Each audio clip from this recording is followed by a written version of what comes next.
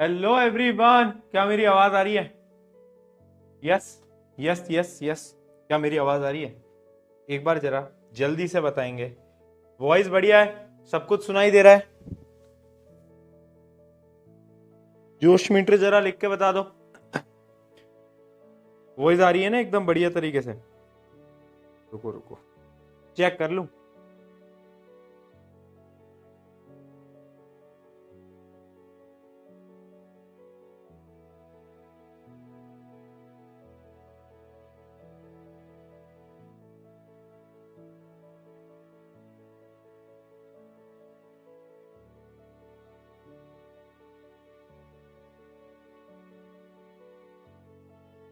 Hello everyone, how are you all? जोश meter कैसा है? एनर्जी मीटर कैसा है? जल्दी से जरा चार्ट सेक्शन में लिख के बताएंगे भैया। एकदम मजे में। आप कैसे हो? बहुत दिनों बाद मिले हो। यस, अगले वीक हम मिल रहे हैं। लास्ट वीक हमारी क्लास हुई थी and finally we are here at the last lecture of heredity. और कल यानी थर्सडे को आरंभ बैच क्लास 10th साइंस समाप्त हो जाएगा। कल वो आखिरी पल है जो हम इस बैच के अंदर लाइव इंटरेक्शन कर रहे होंगे। और कल की तारीख यानी 6 तारीख 6th of November के बाद ये लाइव मिलना, ये लाइव बातें करना कहीं ना कहीं हमारा बंद हो जाएगा। तो कल एक आखिरी पल, एक आखिरी दिन, the last class of class 10th आरंभ बैच साइंस।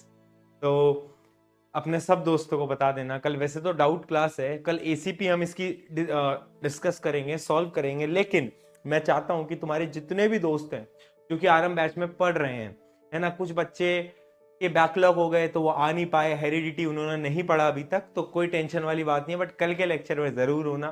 क्यों? क्योंकि कल बस तुमको कुछ बातें करनी है तुमसे, है ना। तुम्हें डाउट सॉल्व तो करूंगा ही, बट तुमसे बहुत सारी बातें कल करनी है ना। हार्ट टू हार्ट कॉन्वर्सेशंस करनी है।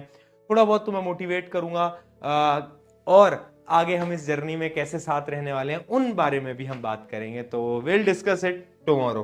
Right right. अब जोश मीटर को हाई रखते हैं। अब जोश मीटर को हाई रखते हैं। ठीक है, ठीक है। अभी ना जाओ छोड़ के, ये दिल अभी भरा नहीं। दिल तो भरता नहीं है, but every ending has a new beginning. जब तक हम एक चीज को अंत नहीं करेंगे तो नई चीज का आरंभ नहीं होगा। क्यों? क्योंकि आरंभ के बाद जो आएगा, आरंभ के बाद जो आएगा ना, वो एक ऐसी चीज है जो कि तुम्हारी प्रिपरेशन में 4 चांद लगा देगा। एक ऐसी चीज जो कि तुम्हें यहां से उठाकर यहां खड़ा कर देगा। ठीक है? It is coming soon, very very very soon. Yes, वही चीज जिसने पिछले 2 साल से रैंक 1 ऑफ सीबीएसई दिया है, वही चीज फिर से आ रही है। और इस बार कुछ नए सरप्राइजेस के साथ आ रही है। एक ऐसा सरप्राइज जो कि इंडिया में आज तक कोई नहीं कर पाया, बट अब आएगा। और ऐसा आएगा कि सब शॉक हो जाएगी। मजा आएगा, बहुत मजा आएगा। We are very excited, we are very excited. Right. अच्छा, एक चीज, इस लेक्चर को हम स्टार्ट करते हैं। आई होप कि आप पिछला रिवाइज करके आए होंगे। Officially this is the last lecture. But सबसे पहले यार मैं तुम्हें शुक्रिया कहना चाहता हूं, मैं तुम्हें धन्यवाद देना चाहता हूं। क्यों?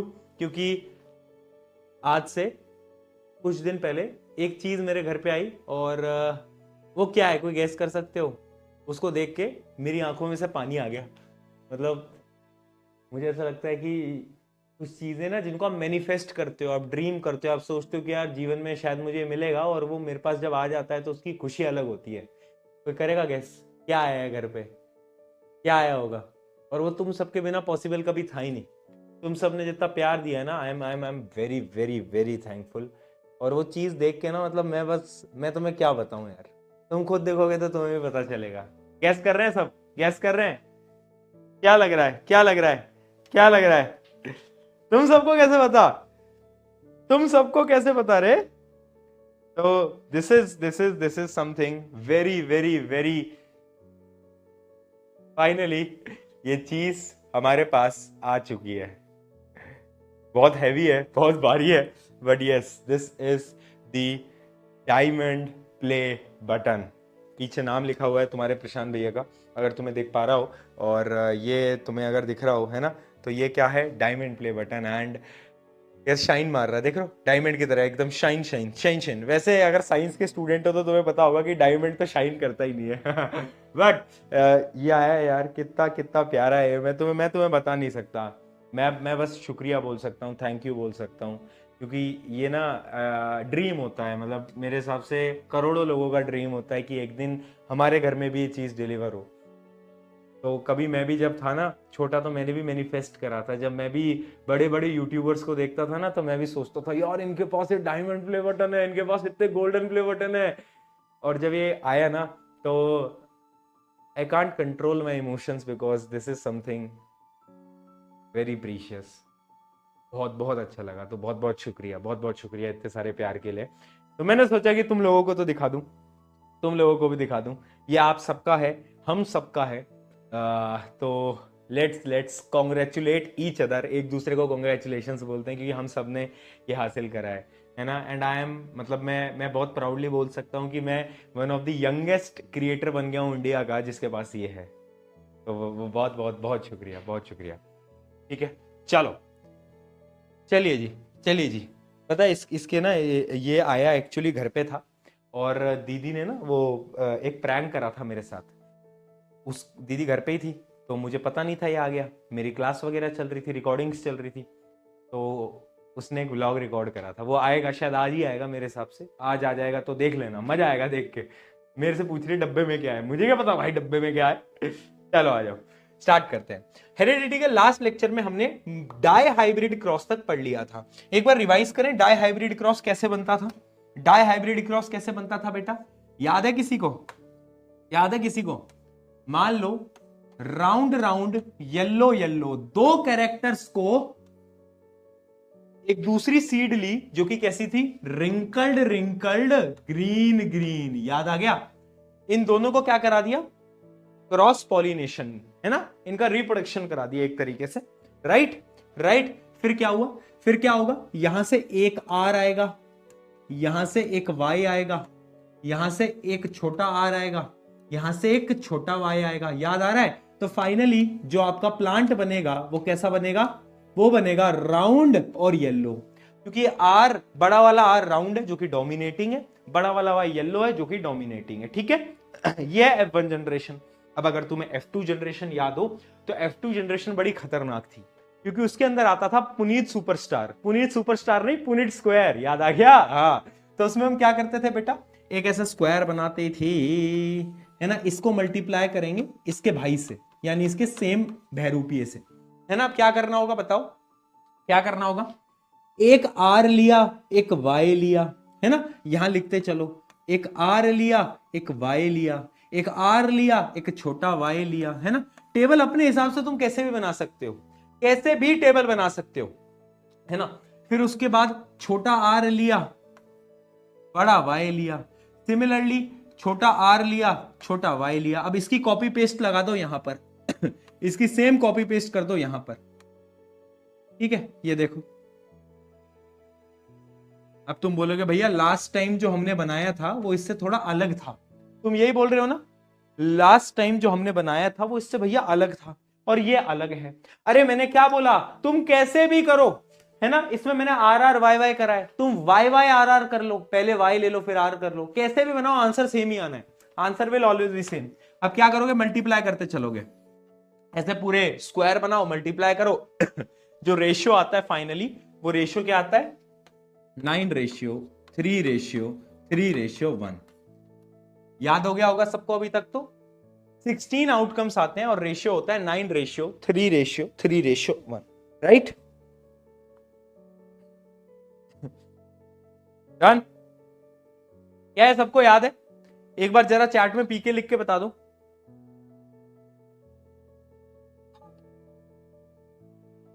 चलो, सबको याद है, यस, वाओ वाओ, याद है भैया। इसका क्वेश्चन देखें, इसका क्वेश्चन देखें, ये क्वेश्चन कौन कर सकता है। In a Mendelian experiment when F1 generation pea plant with round yellow seed were self pollinated, P seeds of the following combination were obtained in F2 generation. F2 generation में देखो कुछ ऐसी सीड्स आई, round yellow 800 आई, round green 2755 आई, wrinkled yellow इतनी आई और wrinkled green इतनी आई। तो question में क्या पूछ रहा है? क्वेश्चन में हमसे ये पूछ रहा है, क्या क्वेश्चन में कुछ पूछा ही नहीं है? कुछ तो पूछा भाई क्वेश्चन में, seeds with the following combination were obtain in F2 generation. ये क्या हुआ भाई? कुछ पूछा ही नहीं हमसे, ये तो हमसे कुछ पूछा ही नहीं। क्वेश्चन में कुछ पूछो तो भाई। अरे अरे अरे भैया आंसर लगा दिया, क्वेश्चन हमसे कुछ नहीं पूछा, क्वेश्चन हमसे पूछा ही नहीं। चलो कोई बात नहीं, कोई मिसप्रिंट हो गया होगा, क्वेश्चन ही नहीं पूछ रहे हैं हमसे। ये बताओ, इतने डर गए हैं, पी के भैया से पढ़े हैं, क्वेश्चन ही नहीं पूछ पा रहे हैं। अच्छा तुम इनका रेशियो देखोगे तो बेटा ये रेशियो क्या होगा? 9:3:3:1 है ना। आप रेशियो चेक भी कर सकते हो, it must be around 9:3:3:1। Exact नहीं होगा, थोड़ा बहुत ऊपर नीचे होगा, है ना बेटा, थोड़ा बहुत ऊपर नीचे होगा, ज्यादा ऊपर नीचे नहीं होगा। 9:3:3:1। LOL हो गया भैया, LOL हो गया, मोए मोए हो गया। चलो कोई बात नहीं, है ना। चलिए, तो क्वेश्चन तो कुछ था ही नहीं क्वेश्चन होता तो कोई बातचीत भी करते, सवाल ही नहीं था। चलो अब हम बात करते हैं लॉ ऑफ इनहेरिटेंस की। 3 लॉ थे जो कि मैंने आपको लास्ट क्लास में बताए भी थे, वापस से इसको एक्सप्लेन कर देते हैं। 2 लॉ मैंने आपको बता दिए थे, एक अपना बच गया था, बट मैं वापस से स्टार्टिंग से आपको बता रहा हूं ताकि तुम ये ना बोलो पीके भैया याद नहीं है, भूल गए, आखिरी क्लास है भैया, वापस से बता दो ना भैया प्लीज। भैया बेटा ये रोस्टिंग ही तो तुम मिस करोगे। कौन तुम्हें कहेगा कि जली को आग कहते हैं, भुजी को राग कहते हैं, और जो तुम्हारे पास नहीं है उसको दिमाग कहते हैं। कौन बोलेगा तुमसे ऐसी बातें? आ जाओ। तो पहला आ जाता है first law of inheritance. Inheritance का पहला लॉ क्या होता है? Law of dominance. Law of dominance क्या बोलता है कि भैया अगर एक डोमिनेटिंग है तो वो रिसेसिव वाले को कैरेक्टर्स शो नहीं करने देगा। यही था ना, बताओ। In a heterozygous pair the dominant allele mask the recessive one. यानी जब भी एक हेट्रोजाइगस कंडीशन होगी, हेट्रोजाइगस कंडीशन यानी एक बड़ा एक छोटा, तो इसमें जो बड़ा वाला होगा डोमिनेंट होगा, वो छोटे वाले को मास्क कर लेगा, यानी वो उसकी प्रॉपर्टीज को शो नहीं होने देगा। राइट और रॉन्ग? बहुत बढ़िया, एकदम सही। सिमिलरली अगला आ जाता है क्या? इसको हम बोलते हैं द लॉ ऑफ सेग्रीगेशन। इन सबकी स्टेटमेंट याद रखना बेटा। लॉ ऑफ सेग्रीगेशन क्या बोलता है? पहले स्टेटमेंट पढ़ोगे एक बार। Traits have 2 allele that separate during gamete formation, one from each parent combined during fertilization। क्या बोल रहा है बेटा? जब भी गैमीट बनता है ना, रिप्रोडक्शन के दौरान गैमीट बनता है, सेक्स सेल बनते हैं, तब ये जो एलील होते हैं ये सेपरेट हो जाते हैं। फॉर एग्जांपल अगर तुम्हें याद हो टी, इनमें से एक ही आता है बेटा, एक ही आता है, और यहां से भी एक ही आता है ना। तो ये क्या हो जाते हैं? सेपरेट हो जाते हैं, इसलिए सेग्रीगेशन बोलते हैं। सेग्रीगेशन का मतलब होता है सेपरेशन। क्या बेटा? सेपरेट हो जाना, ये इसका मतलब होता है। Traits have 2 allele that separate during gamete formation, one from each parent combine। अब देखो एक आएगा यहां से और एक आएगा यहां से, है ना, दोनों पेरेंट से एक एक आते हैं, और इसी को हम बोलते हैं the law of segregation. Segregate हो जाना यानी अरे डिवाइड हो जाना भाई। हाँ 2 allele थे पर एक को अलाउ करेंगे कि देखो एक ही आएगा, तुम दोनों में से एक आ जाए, या तो तू आ जाए या तो तू आ जाए। Law of segregation. अब आ जाता है सबसे खतरनाक, जिसको हम बोलते हैं the law of independent assortment. क्या बोलते हैं? पहले स्टेटमेंट पढ़े देखते हैं। allele of different gene assort independently in gamete। ये क्या है? ये असॉर्ट वर्ड का मतलब क्या है? इंडिपेंडेंटली असॉर्ट हो रहे हैं गैमीट में, क्या है ये? कुछ समझ नहीं आया है? कुछ समझ नहीं आ रहा भैया, क्या बोल रहे हो? कुछ ऐसा बोलो जो कि हमको समझ आ जाए। मैं कहा देख यार, मैं तुझे समझा दूंगा बहुत प्यारे तरीके से। मेंडल भाई साहब ने एक नियम दिया था जिसको हम बोलते थे क्या? 2 एक्सपेरिमेंट करे। एक क्या था? Monohybrid, dihybrid. ठीक है, डाई हाइब्रिड किस किस को याद है? डाई हाइब्रिड किस किस को याद है? अभी बताया। मान लो डाई हाइब्रिड में एक पौधा ये था और एक पौधा ये था, है ना जी? ब्लैक स्क्रीन आ गई है। Oh my God, black screen, how are you after so many days? तू ब्लैक स्क्रीन भी गाना गा रही है, अभी ना जाओ छोड़ के ये दिल अभी भरा नहीं। After so many days black screen. Class लंबी करनी है बच्चों की। आज तो बच्चे भी मना नहीं करेंगे क्लास लंबी करने के लिए, पर अब मैं क्लास लंबी करूंगा नहीं, अब मैं लंबी करूंगा नहीं। चलो, है ना। देखो R R Y Y small R small Y, ठीक है जी।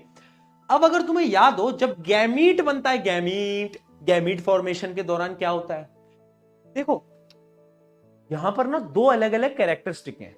एक कैरेक्टरिस्टिक बता रहा है राउंड और एक बता रहा है येलो। ऐसे समझो एक क्लास के दो अलग अलग सेक्शन है। एक सेक्शन है ए, एक सेक्शन है बी। तो यार देखो इन दोनों सेक्शन को ना इक्वल अपॉर्चुनिटीज मिलती हैं कि ए वाला अपना एक बंदा भेज सकता है और बी वाला अपना एक बंदा भेज सकता है। ऐसा ही तो होता है। ऐसा तो नहीं है कि ए वालों के साथ पार्शियलिटी हो रही है, होता है स्कूल्स के अंदर। डी वालों, एक तो ये डी सेक्शन वाले सबके सब बैक बेंचर, मैं भी डी में ही था, 10th डी है ना।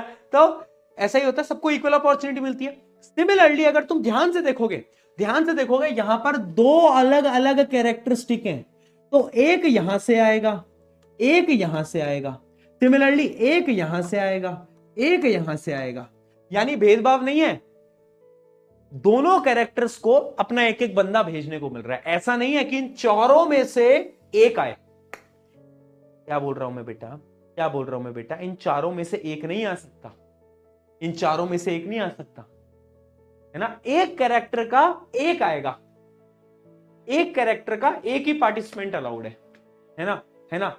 और ये जो आर है ये इंडिपेंडेंट है इससे। अब एक बार स्टेटमेंट वापस पढ़ते हैं। अब तुम एक बार फिर क्लिक करेगा, देखो अलील्स ऑफ डिफरेंट जीन यानी देखो जीन, एक कैरेक्टर के बारे में बातचीत हो रही है ना। अलील ऑफ डिफरेंट जीन यानी एक जीन तो बता रहा है राउंड सीड और एक जीन बता रहा है colour of the seed, yellow seed, ठीक है। तो ये दो डिफरेंट जीन है, ठीक है। अलील of the different gene assort यानी बोल सकते हो तुम पार्टिसिपेट बोल सकते हो। असॉर्ट इंडिपेंडेंटली इनटू गैमीट, यानी जब गैमीट फॉर्मेशन हो रहा है तो इसका और इसका आपस में कोई लेना देना नहीं। जैसे कि यहां पर मैंने आपको बताया कि भाई ये दोनों डील नहीं कर सकते कि ये बोले इसको कन्विंस कर ले, क्यों है वाई मेरी बात सुन, तू अपने बंदे को अंदर रख ले, मैं अपने दोनों आर बंदों को आगे भेज देता हूं। ऐसे डील नहीं कर सकता है। ये इंडिपेंडेंट है, ये दोनों इंडिपेंडेंट है। इसको भी अपना एक बंदा भेजना पड़ेगा, इसको भी एक अपना बंदा भेजना पड़ेगा। बंदा बंदी जो भी बोल लो, वरना तुम बोलोगे भैया डिस्क्रिमिनेशन करते हो, है ना, लड़कों की तरफ ही आप बातचीत करते हो। तो कोई बात नहीं, बंदी मान लो बंदा बोल लो, है ना, ठीक है। तो एक ये भेजेगा, एक ये भेजेगा, एक ये भेजेगा, बराबर है, इक्वालिटी है, इंडिपेंडेंट है। समझ में आया है ना। हाँ, यानी लॉ ऑफ इंडिपेंडेंट असॉर्टमेंट क्या बोलता है, ड्यूरिंग गैमेट फॉर्मेशन क्या the Aleel of different gene, अलग अलग जीन के जो अलील है असॉर्ट इंडिपेंडेंटली यानी पार्टिसिपेट इंडिपेंडेंटली, आपस में उनका कोई लेना देना नहीं है। वो बोलते हैं भैया ना मैं तुझे जानता हूं ना मैं तुझे जानता हूं, क्यों, है ना, उनका आपस में कोई लेना देना नहीं है। This is called the law of independent assortment. I hope आपको अब ये समझ में आया होगा। अगर समझ में आया तो जरा चैट के अंदर पीके लिख के बता दो।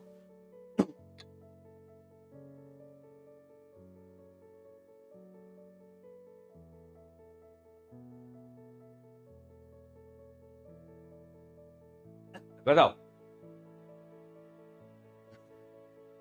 आ गया,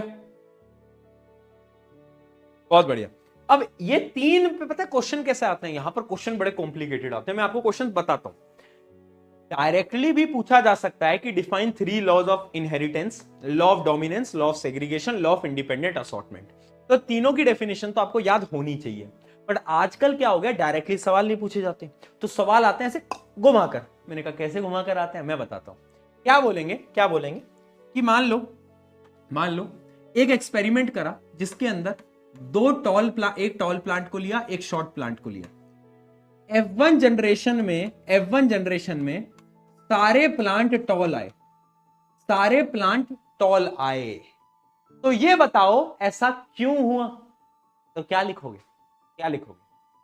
तुम, ये डायग्राम ड्रॉ करोगे, टी स्मॉल टी बड़ा टी स्मॉल टी, अब तुम लिखोगे according to the first law of inheritance, यानी according to the law of dominance, है ना, first law. According to the, question पूछा गया है बेटा ऐसा क्यों हुआ, तो आपको एक्सप्लेन करना पड़ेगा। According to the first law यानी लॉ ऑफ डोमिनेंस, क्या बोलता है, अगर एक डोमिनेटिंग अलील है तो वो रिसेसिव वाले को मास्क कर लेगा, यानी लात मार के भगा देगा। अब इस क्वेश्चन को और कॉम्प्लिकेट करता हूं, फिर क्या बोलेगा क्वेश्चन में कि but in F2 generation, there are some tall plants plus some short plants। ठीक है, F2 जनरेशन में क्या हुआ, कुछ टॉल आ गए कुछ शॉर्ट आ गए। एक्सप्लेन द रीजन वाई, ऐसा क्यों हुआ, एंड इनका रेशियो क्या होता है, टॉल और शॉर्ट का रेशियो क्या होता है। तो रेशियो आपको पता है 3:1, 3:1। हुआ क्यों, यहां पर आप टेबल बना के दिखाओगे, ये वाली हुआ क्यों, आप ये टेबल बनाओगे, ये देखो TT, ये वाली जो थी, ये आप बनाकर यहां पर दिखा के आओगे, ठीक है। और अब रीजन क्या लिखोगे, यहां पे लिखोगे according to the second law, that is क्या, अरे बोलो भाई, law of segregation. The law of segregation, law of segregation में क्या होता था कि जब भी गैमीट फॉर्मेशन होता था तो ये कैसे आते थे, ये सेग्रीगेट हो जाते थे, ये अलग अलग आते थे या नहीं आते थे, डिवाइड हो जाते थे, नहीं आते थे। तो F2 जनरेशन में यही तो हुआ, देखो पहले एक अकेले ने इससे मल्टीप्लीकेशन करा, फिर इसने इससे करा, तो ये कौन सा लॉ है, ये है लॉ ऑफ सेग्रीगेशन। क्या बात समझ में आई बेटा, क्या बात समझ में आई। क्वेश्चन आता है पेपर के अंदर, पहले F1 जनरेशन में सवाल पूछे, रीजन क्या है, law of dominance. F2 generation में सवाल पूछे, रीजन क्या है, second law, law of segregation. याद कर लो इन चीजों को, इनडायरेक्टली पूछे जाते हैं आजकल सवाल, डायरेक्टली नहीं आते। F1 generation law of dominance, F2 generation law of segregation, क्योंकि देखो ना ये सेग्रीगेट हो गया, डिवाइड हो गया, और ये इससे फिर इससे ऐसे बहुत बढ़िया, बहुत बढ़िया।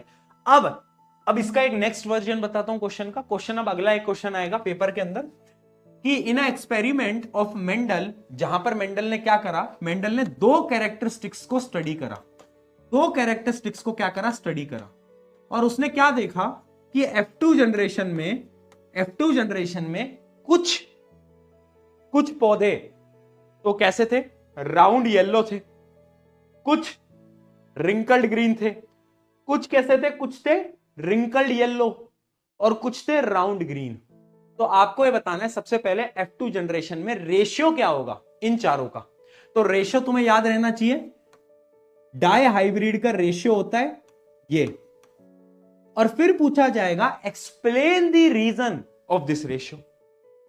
क्या हो गया, ज्यादा ब्लैक स्क्रीन आ रही है क्या, अभी ना जाओ छोड़ के, ज्यादा चल रहा है क्या, है भाई, ज्यादा चल रहा है क्या।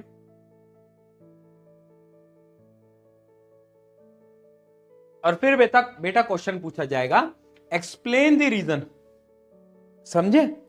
रेशियो तो तुम बता दोगे, बट क्या तुम रीजन बता पाओगे कि ये रेशियो ऐसा क्यों आया, 9:3:3:1 क्यों आया। यहां पर कौन सा लॉ लिखोगे, भैया एक लॉ बचा है, कौन सा, the law of independent assortment. Dihybrid के लिए जो लॉ फॉलो होता है वो होता है थर्ड लॉ, याद रखना, थर्ड लॉ फॉलो होता है डाई हाइब्रिड के लिए। क्यों, क्योंकि डाई हाइब्रिड में हम दो कैरेक्टरिस्टिक्स की स्टडी कर रहे हैं, तो इसी में ही तो थर्ड लॉ प्रूव किया है, अरे इसी में ही तो थर्ड लॉ प्रूव हुआ है है ना, अरे इसी में तो हुआ। पहले एक्सपेरिमेंट में तो दो कैरेक्टर थे ही नहीं, तो उसमें तो first law second law prove हो गए, लेकिन इससे हमने क्या प्रूव करा, थर्ड लॉ को प्रूव करा, that is law of independent assortment. कि क्या होता है, ये जो अलील होते हैं ये इंडिपेंडेंट असॉर्ट करते हैं ड्यूरिंग गैमेट फॉर्मेशन, यानी ये दोनों इंडिपेंडेंट है, ये और ये आपस में इंडिपेंडेंट है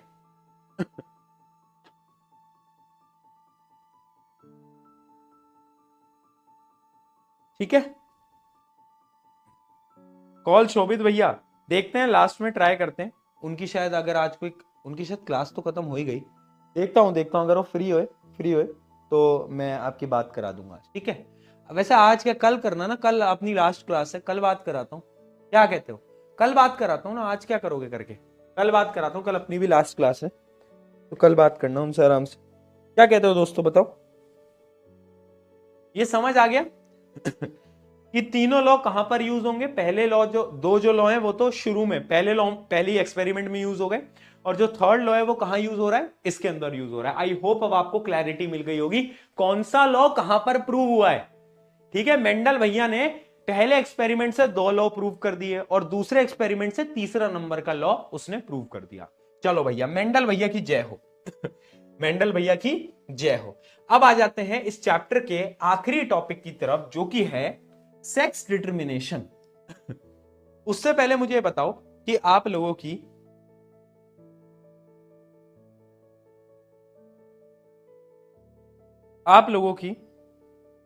एक मिनट, प्री बोर्ड डेट्स क्या है?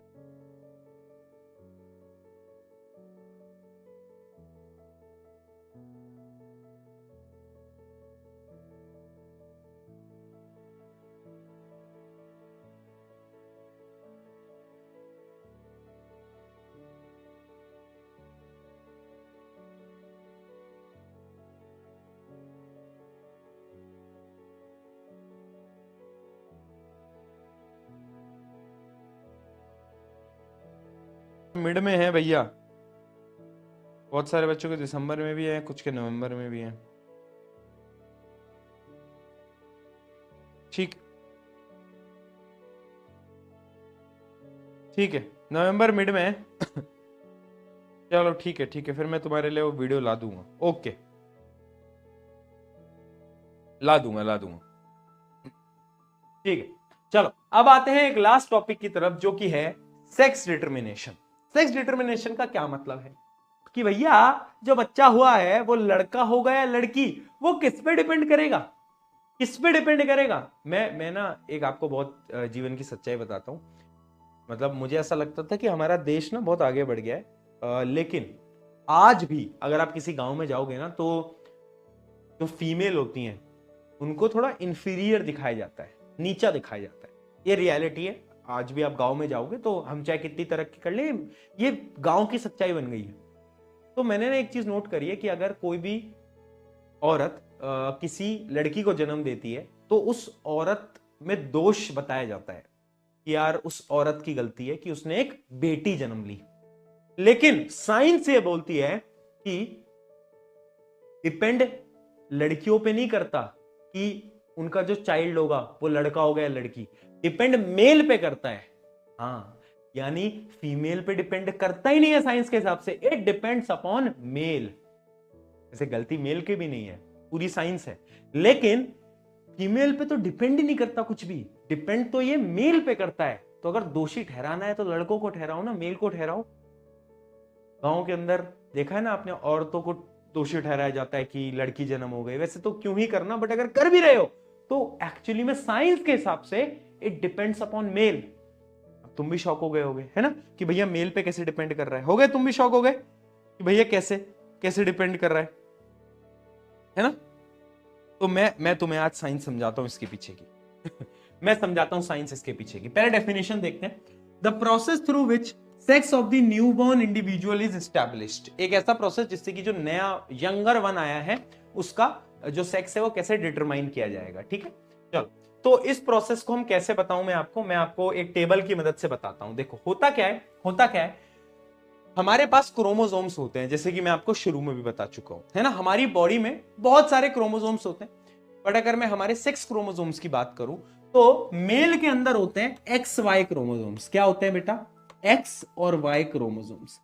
फीमेल के अंदर होते हैं बेटा एक्स एक्स क्रोमोसोम। क्या होते हैं, एक्स एक्स क्रोमोसोम। फीमेल के अंदर एक्स एक्स क्रोमोसोम होते हैं, मेल के अंदर एक्स वाई क्रोमोसोम होते हैं। क्रोमोसोम तो शुरू में बता दिया था मैंने इस चैप्टर के, क्रोमोसोम क्या होते हैं, है ना। हाँ ठीक है, अब मान लो फर्टिलाइजेशन हुआ। फर्टिलाइजेशन से क्या होगा कि यहां से ये रही फीमेल और ये रहा मेल। ठीक है, ये इसका क्रोमोसोम, ये इसका क्रोमोसोम। ठीक है जी, अब होगा क्या कि जब भी फर्टिलाइजेशन होता है, मैंने आपको बताया लॉ ऑफ सेग्रीगेशन, यानी एक पार्टिसिपेट कर पाता है, बताया ना मैंने, एक पार्टिसिपेट कर पाता है। तो मान लेते हैं पहले यहां से ये पार्टिसिपेट करेगा और यहां से ये पार्टिसिपेट करेगा। तो अगर मैं इन दोनों को बनाऊं तो ये आ जाएगा एक्स एक्स। ठीक है, फिर क्या होगा, फिर ये पार्टिसिपेट करेगा, ये पार्टिसिपेट करेगा, तो ये हो जाएगा एक्स वाई। फिर अब ये पार्टिसिपेट करेगा, ये पार्टिसिपेट करेगा, तो ये हो जाएगा फिर से एक्स एक्स, फिर ये पार्टिसिपेट करेगा, ये पार्टिसिपेट करेगा, तो ये हो जाएगा एक्स वाई। ठीक है, तो यहां पर 4 सिनेरियोज बन रहे हैं बेटा, अगर तुम ध्यान से देखो 4 सिनेरियोज बन रहे हैं। एक है X X X Y, X X X Y. ठीक है, अब ये मुझे बताओ एक्स एक्स ये क्या है? अरे एक्स एक्स का मतलब है कि फीमेल बनेगी, यानी जो यंगर वन होगा, जो बच्चा होगा वो लड़की होगी, हाँ या ना? अरे हाँ या ना बोल दे, है ना? हाँ ठीक है, तो यानी यहां पर फीमेल एक्स वाई हुआ तो मेल फीमेल मेल, यानी अगर तुम ध्यान से देखो 2 ही फीमेल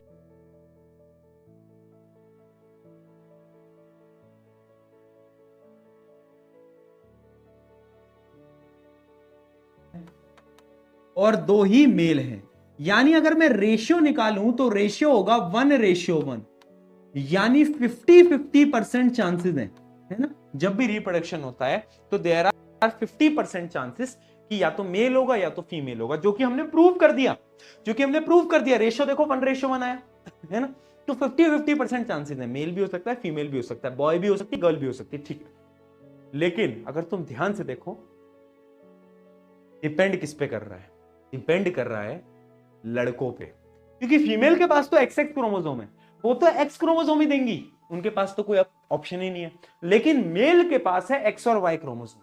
अगर मेल से एक्स क्रोमोसोम पार्टिसिपेट करेगा तो हमेशा क्या बनेगा? देखो एक्स क्रोमोसोम ने जब भी पार्टिसिपेट करा तो हमेशा क्या बनी बेटा? हमेशा बना है ये देखो फीमेल, देखो फीमेल, यानी अगर मेल में से एक्स क्रोमोसोम पार्टिसिपेट करेगा तो फीमेल बनेगा, और जब भी मेल का वाई क्रोमोसोम पार्टिसिपेट करेगा तो मेल बनेगा। क्या हो रहा है? कुछ ग्लिच विलिच बता रहे बच्चे, देख लो 1 मिनट, 1 मिनट, क्या ग्लिच?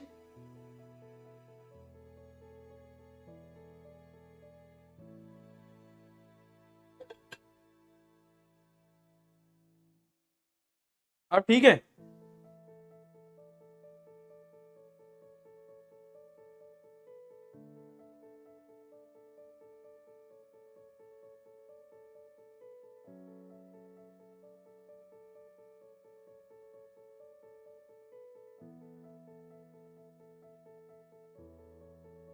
क्या करूं?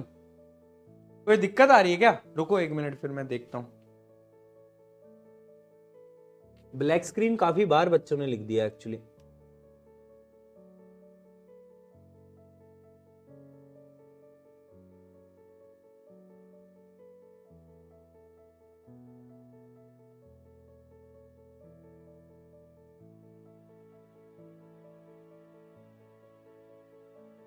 चलो ठीक है ना? एक तो मुझे पता भी नहीं चल रहा तुम एक्टिंग कर रहे हो, एक्चुअली में ब्लैक स्क्रीन आई है, पता ही नहीं चल पा रहा है ना? तो देखो क्या है हुआ क्या, अगर तुम ध्यान से देखो कि यार डिपेंड किस पे कर रहा है? मेल पे डिपेंड कर रहा है। अगर ये मेल का एक्स क्रोमोसोम पार्टिसिपेट करेगा तो हमेशा फीमेल बनेगी, और अगर इनका वाई क्रोमोसोम पार्टिसिपेट करेगा तो हमेशा क्या बनेगा? मेल बनेगा। यानी it always depends upon what? बोलो, अरे बोलो, किस पे डिपेंड कर रहा है? अरे बोल दो भाई, अरे बोल दो।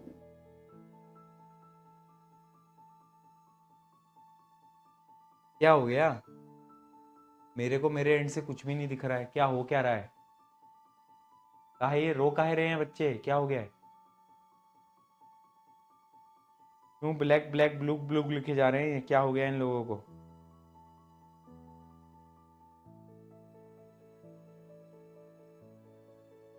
मैं इतना मारूंगा ना बेटा अगर तुम ये एक्टिंग कर रहे हो, अगर तुम यहाँ एक्टिंग कर रहे हो मैं तुमको इतना मारूंगा ना। पढ़ा लेने दे मेरे को, पढ़ा लेने दे चैन से। मेल का फीमेल बना दूंगा तेरे को मैं, अगर तू ज्यादा एक्टिंग ठीक है? आखिरी क्लास में सुन के जाओगे मुझसे, आखिरी क्लास में सुन के जाओगे, और ऐसा सुन के जाओगे कि कभी तुमने सोची नहीं होगी ठीक है जी? हाँ, डिपेंड कर रहा है मेल पे।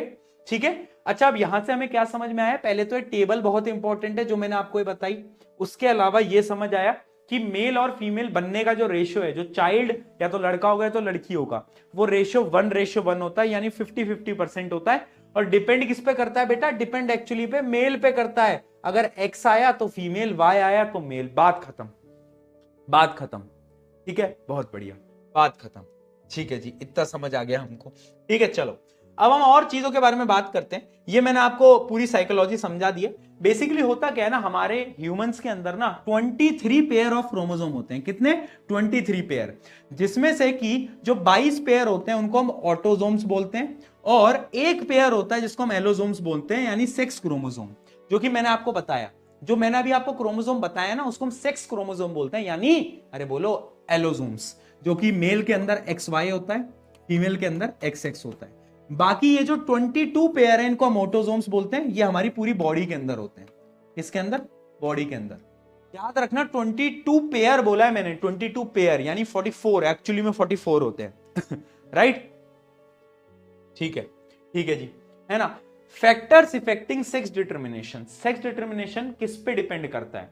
देखो बेसिकली दो चीजों पे डिपेंड करता है। कुछ ऑर्गेनिजम्स में इन्वायरमेंट पे डिपेंड करता है। हाँ, इन्वायरमेंट पे। तुम्हें पता है कुछ बर्ड्स होती हैं, अंडा होता है ना, अंडा, अंडे के ऊपर वो बैठती हैं, उसको गर्मी देती हैं। तो एक्चुअली में उस अंडे को कितनी हीट मिलेगी, इस पे डिपेंड करता है कि वो जो बच्चा आएगा वो मेल होगा या फीमेल होगा। कुछ कुछ ऑर्गेनिज्म में होता है ऐसा। हाँ, यानी कुछ कुछ ऑर्गेनिजम्स में एक्चुअली में इन्वायरमेंट डिसाइड करता है कि मेल होगा या फीमेल होगा। क्या बात समझ में? In certain elements like turtles, specially turtles में होता है, temperature at which fertilized egg are kept determines the gender.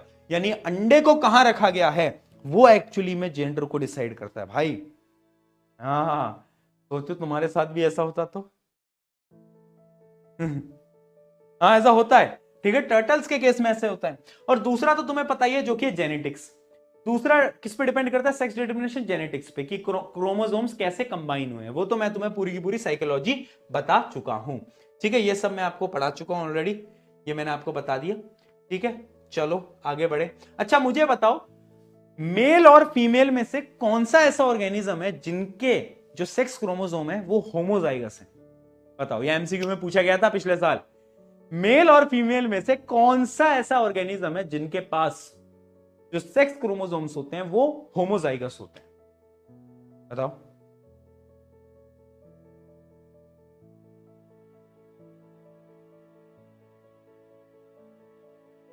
बहुत बढ़िया, बहुत बढ़िया, फीमेल।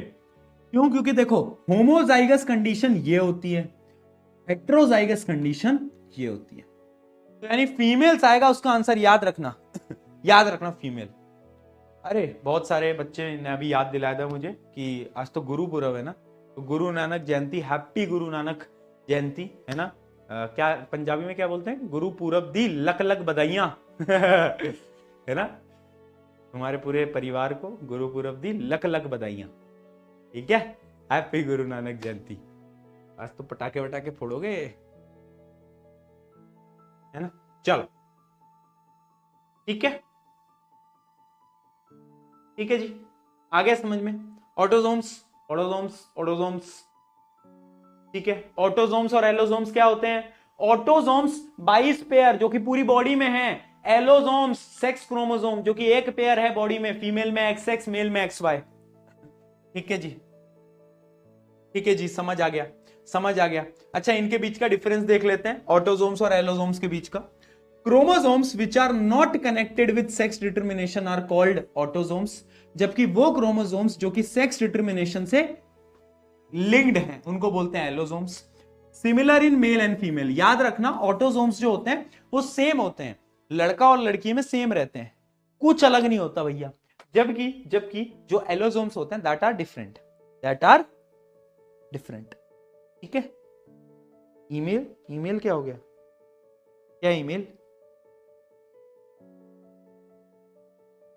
ठीक है, that are different. Generally 22 pair in human being, और ये क्या होता है? ये हमेशा एक पेयर में होते हैं, 1 पेयर इन ह्यूमन बीइंग, ये हमेशा एक पेयर में होते हैं।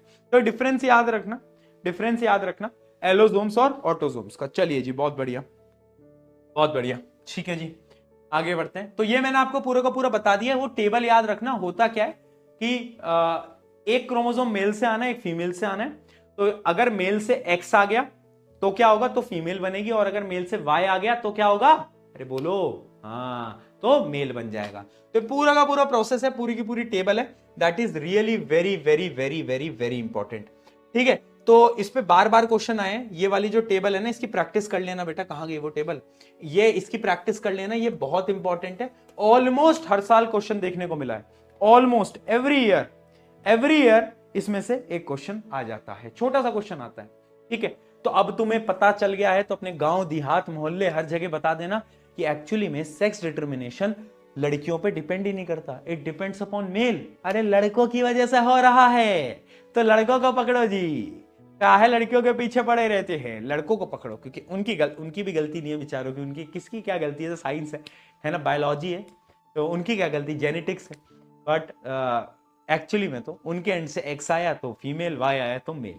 ठीक है, हाँ। चलिए आगे बढ़ते हैं, कुछ सवाल लगाए जाएं।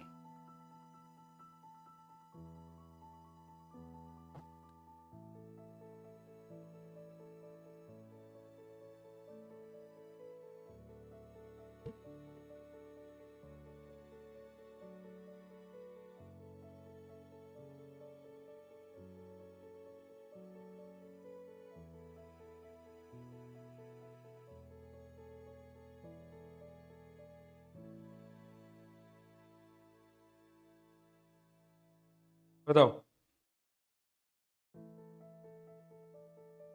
क्या बोला है, when a pure tall is crossed with pure dwarf, what will be the phenotypic ratio dwarf plant in F2 generation.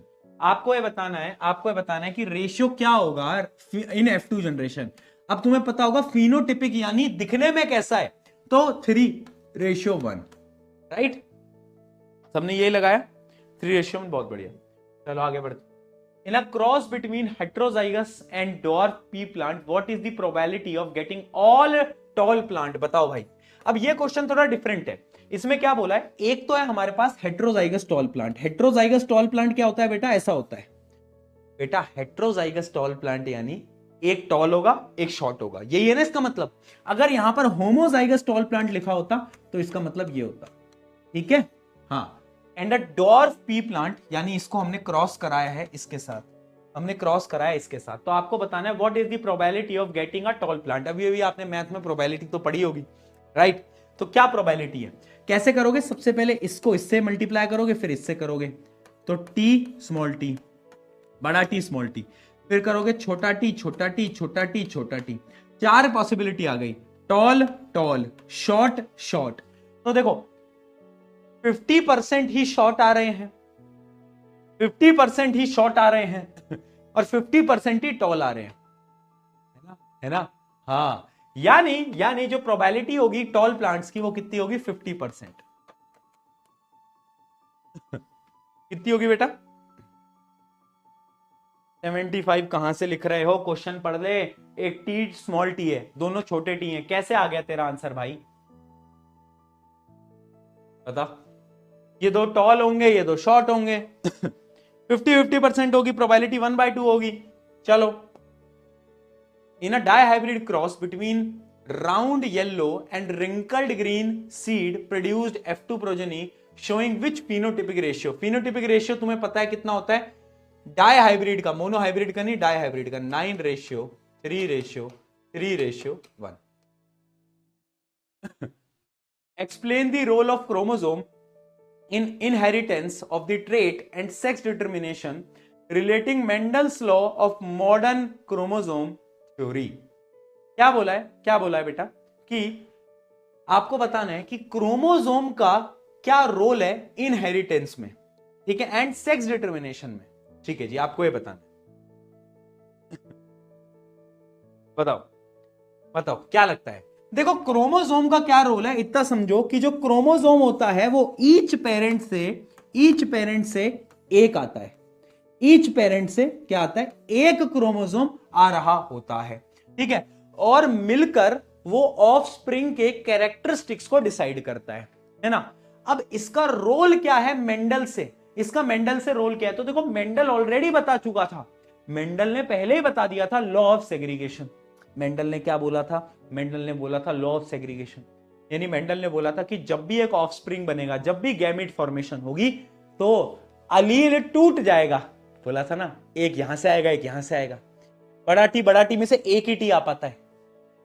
तो क्रोमोसोम में भी तो यही हो रहा है ना, एक ही पार्टिसिपेट कर पा रहा है ना। तो पहला तो मेंडल ने ऑलरेडी लॉ ऑफ सेग्रीगेशन बताया था, और मेंडल ने बताया था लॉ ऑफ इंडिपेंडेंट असॉर्टमेंट, यानी मेंडल ने यह भी बताया था कि जब दो कैरेक्टरिस्टिक्स होंगे तो ये दोनों इंडिपेंडेंट है, ना इसको इससे लेना देना, ना इसको इससे लेना देना। समझ में आया? तो मेंडल के दो रूल एप्लीकेबल होते हैं क्रोमोसोम पे भी। और तीसरा क्वेश्चन आ जाता है, आपको यह बताना है कि जो क्रोमोसोम है वो कैसे लिंक्ड है सेक्स डिटर्मिनेशन से।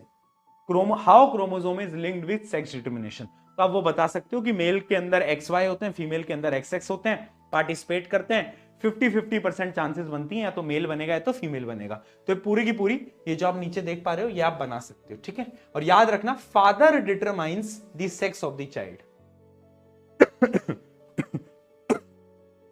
ठीक है। चलो, case in human colour blindness is an x linked recessive trait. क्या बोला है कि एक ह्यूमन के अंदर जो कलर ब्लाइंडनेस है वो एक रिसेसिव ट्रेट है, ठीक है जी। Explain how inheritance of sex chromosome effect the transmission of such traits. बताओ भाई, एक बार वापस से पढ़ो क्वेश्चन को जल्दी से।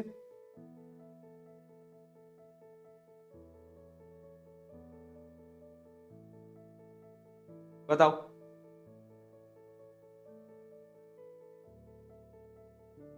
समझाओ क्वेश्चन, समझाओ पहले को। ये क्वेश्चन ना लॉजिकल है, अगर तुम सवाल समझ गए आंसर तुम समझ जाओगे, बट मैं गारंटी से बोल रहा हूं यहां पर 99% बच्चे क्वेश्चन नहीं समझ पाए। वापस पढ़ो, क्या बोला है? केस है in human colour blindness is an x linked. X linked यानी दो क्रोमोसोम होते हैं एक्स और वाई, तो जिनके पास एक्स क्रोमोसोम है, ये एक्स लिंक्ड क्या है? एक्स लिंक्ड रिसेसिव ट्रेट है, यानी जिसके पास एक्स क्रोमोसोम होगा उसके लिए ये एक रिसेसिव ट्रेट हो जाएगा।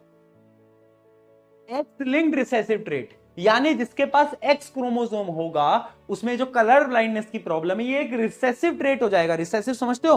रिसेसिव यानी नीचे वाला ट्रेट, इसकी इज्जत नहीं है, है ना, एक डोमिनेटिंग है रिसेसिव। हाँ, तो अब क्वेश्चन में क्या बोला है? Explain how inheritance of the sex chromosome effect the transmission of such trait. अब देखो बेटा क्या होगा, क्या बोला है? जिनके पास एक्स है उनके लिए रिसेसिव ट्रेट हो जाएगा, यानी ये शो नहीं करेगा। रिसेसिव का मतलब क्या है? कि शो नहीं करेगा। अब तुम मुझे बताओ, मेल के पास है एक्स और वाई, जबकि फीमेल के पास तो एक्स एक्स है, तो ऑब्वियस सी बात है जो फीमेल होंगी क्या उनके पास ये ट्रेट शो करेगा? नहीं करेगा ना, क्योंकि अगर मेरे पास एक्स क्रोमोसोम है तो मेरे लिए ट्रेट रिसेसिव ट्रेट हो गया, यानी मेरे लिए इसकी कोई इज्जत नहीं रही। तो यानी फीमेल के अंदर कलर ब्लाइंडनेस की चांसेस कम हो गई, अरे कम हो गई, है ना।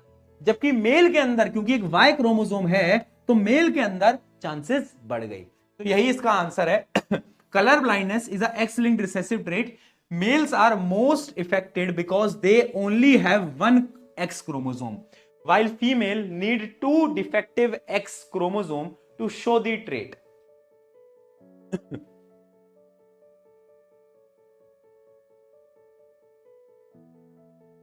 एक्चुअली में ना ये जो बात है ना, एक्चुअली में जो बात है ना ये ट्रू है, ये केस नहीं है, ये सच्चाई है। अभी बताता हूं पानी पी के एक बड़ी इंटरेस्टिंग चीज बताता हूं तुम्हें।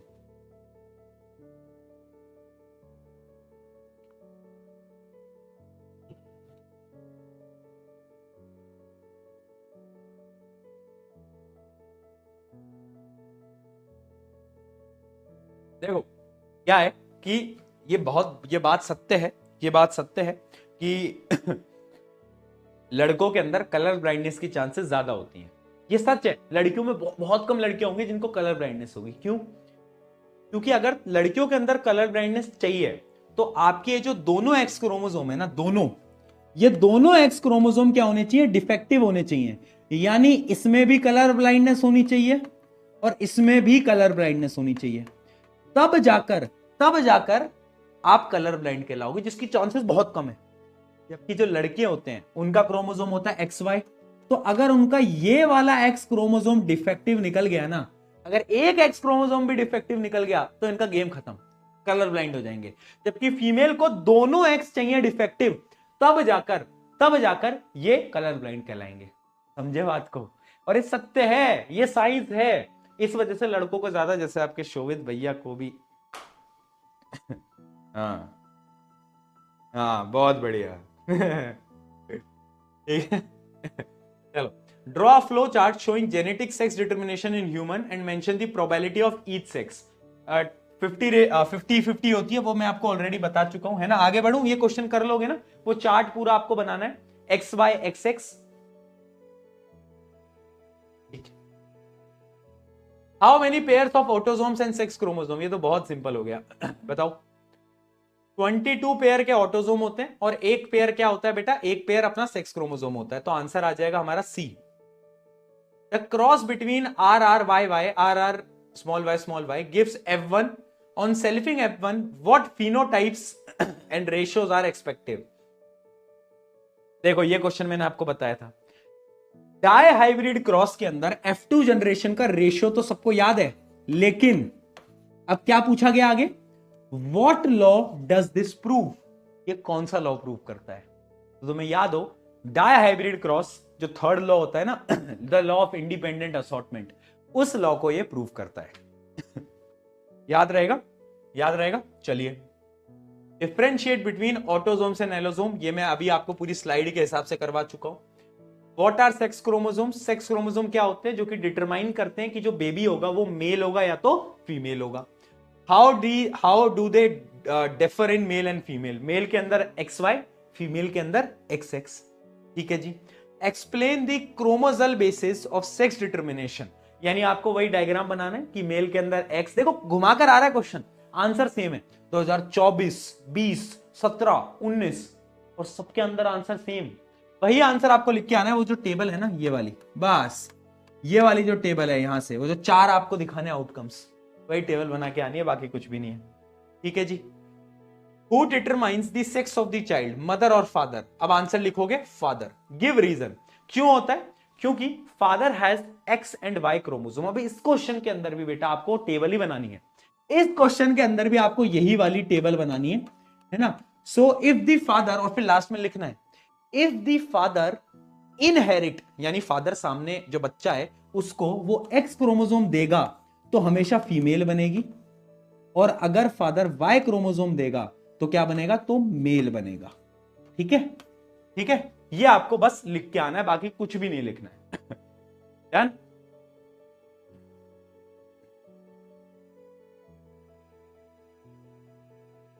ठीक है, okay. Explain the Mendel law of dominance with the help of example. Mendel law of dominance तो तुम लिख दोगे, बट एग्जांपल क्या दोगे?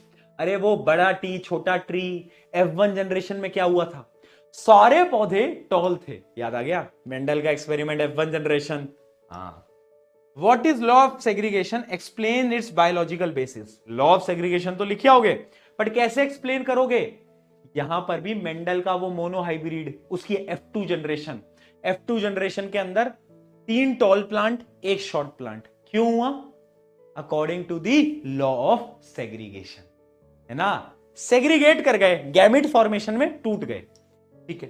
Describe the Mendel law of independent assortment using a dihybrid cross. इसके अंदर आपको पूरा डाई हाइब्रिड क्रॉस समझाना है, और लास्ट में इसकी स्टेटमेंट लिख के आनी है कि लॉ ऑफ इंडिपेंडेंट असॉर्टमेंट क्या बोलता है ना, और वो पूरा जो डायग्राम था पुनिट स्क्वायर, वो पूरा बना के आना है। डन चलो, है ना, ये आप देख सकते हो पूरा का पूरा आंसर है। ठीक है जी। आई गेस यहां पर आपके सारे क्वेश्चंस हो जाते हैं समाप्त। कॉल शोभित भैया कल करते हैं ना बेटा, कल पक्का पक्का पक्का, प्रॉमिस प्रॉमिस, छोटी वाली उंगली वाली प्रॉमिस, है ना, कल करेंगे 101%। आपसे कल बात कराएंगे, आप लोड मत लो, मैंने आपको कर दिया वचन, तो कल आपसे बात करवा देंगे। आज रहने दो, कल अपनी भी लास्ट क्लास है, आप उनसे भी बात कर लेना, and will and this class. अच्छा, मुझे अच्छा अब आई ब्लैक स्क्रीन, अब दिख गई मुझे, अब दिख गई। अच्छा मुझे ना कुछ सवाल पूछने, I just want to know, है ना, कि ये जो जर्नी रही अभी तक की, जो भी तुमने पढ़ा, जितना भी तुमने पढ़ा आरएम बैच के अंदर, साइंस के अंदर, वो तुम्हें कैसा लगा? How did you feel, like कैसे रही आपकी ये पूरी जर्नी? कैसी रही? क्या आपको मजा आया? क्या आपको समझ आया? क्या आप यहाँ से पढ़ाई लिखाई में तो सीख गए होगे, बट क्या आप यहाँ से जिंदगी जीना सीख पाए? क्या आप मेहनत करना सीख पाए? जब भी आपके सामने परेशानी आई हो तो क्या आप उससे कॉन्कर करना, जीतना सीख पाए क्या यार? मुझे बताओ, सीख पाए? आई होप कि दिस जर्नी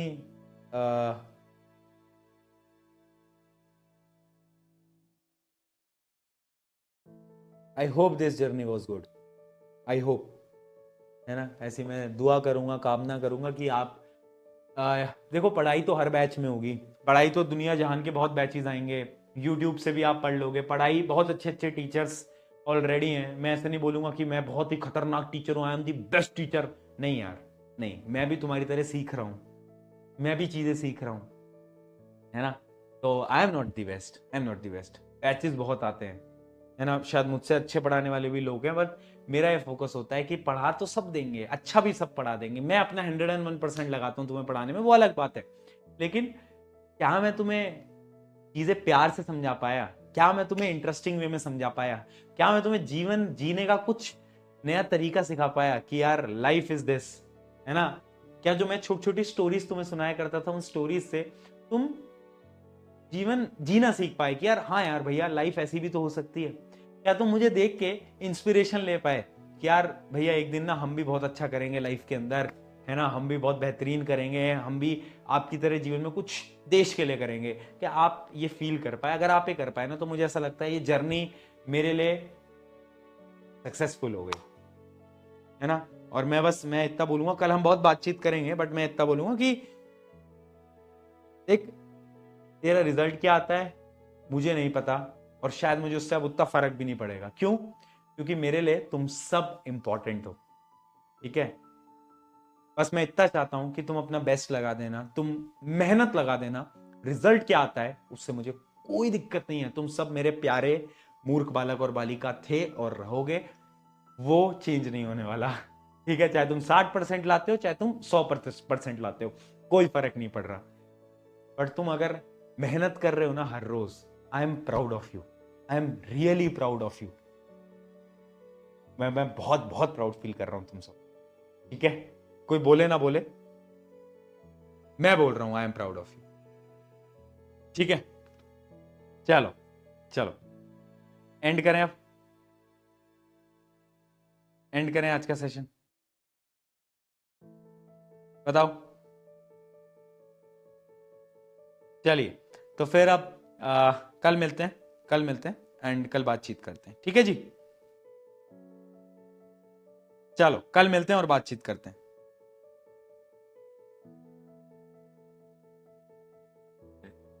बाय बाय। कल कल कल दोस्तों को बता देना कि this is the last class of RM batch class 10th science, the India's one of the largest result giving batch, जो कि कल खत्म होगा। मिलते हैं कल, जब तक के लिए टेक केयर।